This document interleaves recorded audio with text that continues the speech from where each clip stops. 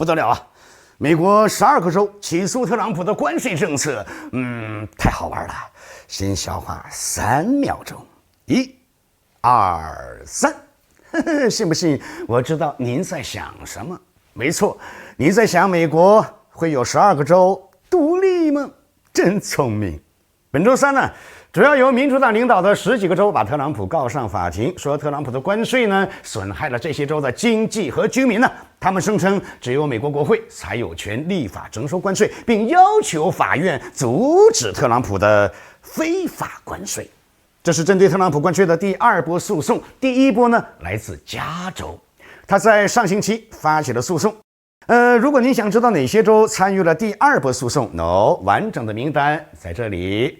嘿嘿嘿哟，继续闹下去。这个美利坚合众国会不会变成美利坚分众国呢？所谓成也萧何，败也萧何，美国是在税收斗争中诞生的，会不会在税收斗争中瓦解呢？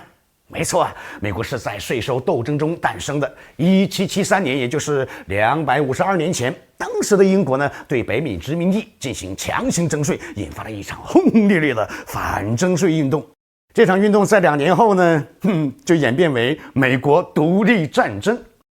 这个特朗普啊，也许应该重温独立宣言呐，并牢记那句痛斥英国殖民者的话。他们切断了我们与世界各地的贸易，未经我们同意就向我们征税。白宫秘书应该把独立宣言打印出来，用红色笔呢勾出这句话，然后放到监议桌上，提醒特朗普美国是怎么诞生的，以及可能因为同样的原因倒掉。人们总说历史有惊人的相似之处，此言非虚呀。导致美国独立战争的反征税运动呢，也跟当时的东方大国的一款商品有关系。什么商品呢？话说17世纪，这个欧洲人呢，居然学会了喝茶，养成了嗜好。从清朝进口的茶叶公司啊，竞相成立。为了垄断茶叶收入，英国议会于1698年授权东印度公司垄断茶叶进口，然后呢，对它征收25%以上的各种税啊。听起来是不是有点耳熟啊？可是没多久啊，慢慢有钱的英国殖民地呢，那些人也学会喝茶了，居然学会了呀！比如北美地区喜欢喝茶了，他们的茶叶市场啊就没有被英国的东印度公司给垄断。那当然是哪里便宜就从哪里进货嘛。当时的荷兰呢，几乎不对进口茶叶征税，需要向英国政府缴纳重税的东印度公司，当然就竞争不过荷兰公司。于是呢，英国议会就在1721年通过了一项法律，要求英国殖民地啊只能从英国进口茶叶，说白了就是只能从东印度公司购买茶叶，而东印度公司的茶叶太贵了呀，它需要向英国政府缴纳很多税嘛。但教会英国人喝茶的荷兰，人家就不一样了，他不对进口茶叶征税。于是呢，不管是英国人还是北美人呢，就从荷兰走私茶叶。那当然了，也有从清朝直接走私茶叶的。这就造成高价销售茶叶的东印度公司呢，没什么竞争力啊。到1773年的时候啊，仓库里的茶叶已经堆积如山，而南亚地区呢，正在闹饥荒啊，这就减少了东印度公司的收入啊，让该公司濒临破产。这时候，廉价销售茶叶库存就成了拯救东印度公司的解决方案，而最能消化这些茶叶的市场呢，就是北美市场。于是啊，东印度公司就以比走私价还要低的价格向北美倾销茶叶啊！你知道啊，既然是倾销，哪有什么钱赚呢？既然没钱赚，这个英国政府就不好意思向东印度公司征收什么税款嘛。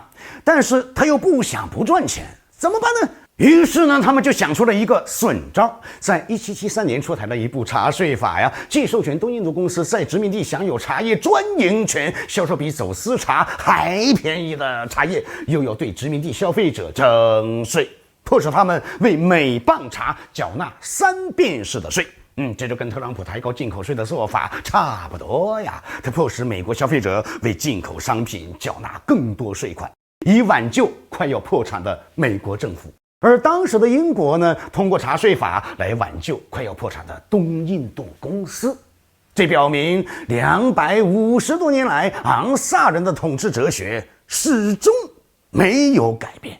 茶税法的实施呢，就成了独立宣言中那句著名的话：他们切断了我们与世界各地的贸易，未经我们同意就向我们征税。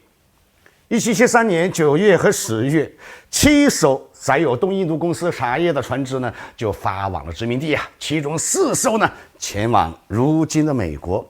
船上有2000多个箱子，里面装有60多万磅的茶叶。这批货的到来呢，肯定会让许多本地茶叶商破产的呀。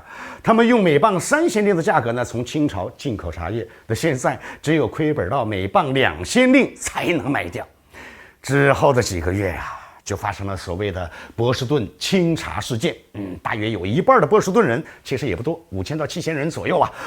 参加抗议活动，英国茶叶呢就被抗议人群扔到海里，或者是销毁在岸上的仓库里。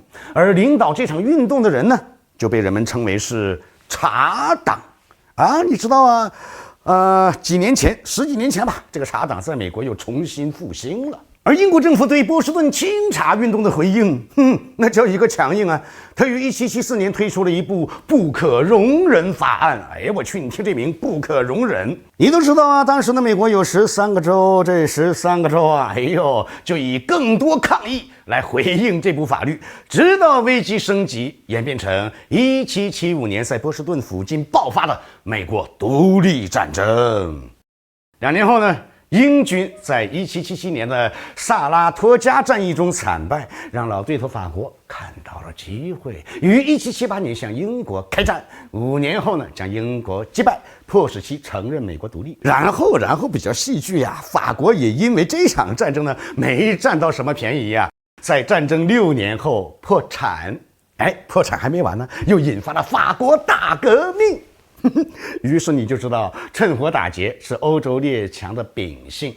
他们喜欢像强盗一样的闯进闹纠纷的家庭，却又因为人口太他妈了，打不起任何一场大规模战争。这个结论你知道有多重要吗？那就是欧洲列强，所谓的欧洲列强根本打不赢任何一场大规模战争。倘若有大规模战争的话，这些所谓的欧洲列强全都会在战争结束后成为输家。这个结论你说有多重要啊？因为从这个角度看，你就会发现清朝的耻辱啊，一方面来自内部乱哄哄，再因为这个原因呢，导致战争动员的规模不够大。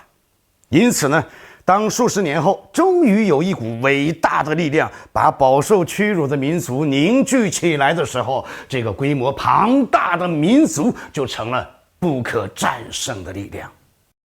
怎样才能让大规模散沙变成大规模优势呢？只靠人口多吗？